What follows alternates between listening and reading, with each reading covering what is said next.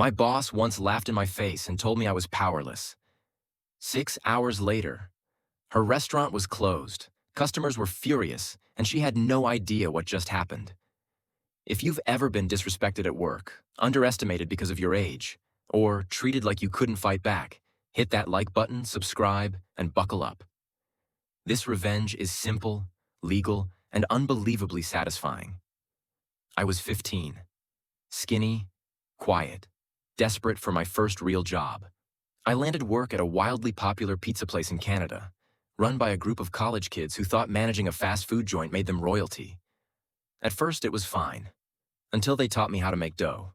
That meant 6 a.m. weekend shifts. I hesitated. Weekends were my only freedom. They promised, I'd only do one weekend a month. My friend Scott agreed under the same deal. 2 weeks later, I worked every Saturday. Scott worked every Sunday. Forever. When I confronted my boss, she didn't apologize. She laughed. Actually laughed. Her and the servers, all in their 20s, stood there smirking like I was entertainment. I remember knowing, in that moment, exactly how little I mattered to them. They thought I needed the job too badly to quit. Then my parents told me the local arena called. I went in. Nailed the interview. Job offer coming in 2 weeks, right after my birthday. I even got Scott an interview too. That's when the plan formed. The next Saturday, I showed up at 6 a.m., clocked in, and did absolutely nothing. I sat in a booth, drank chocolate milk, watched the clock. 6 hours passed. Not a single batch of dough. At noon, my boss walked in.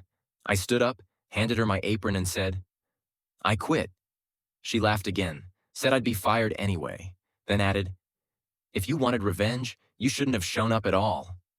I smiled. "Oh, I did show up. I just didn't make any dough.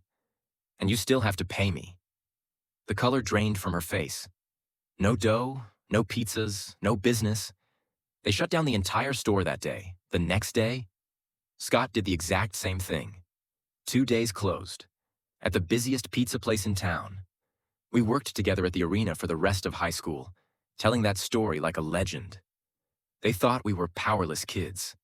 Turns out, disrespect has consequences, and karma doesn't need to shout. If this story made you smile, smash that like button. Tell us in the comments, what's the most satisfying workplace revenge you've ever seen? And don't forget to subscribe, because justice is always served hot here.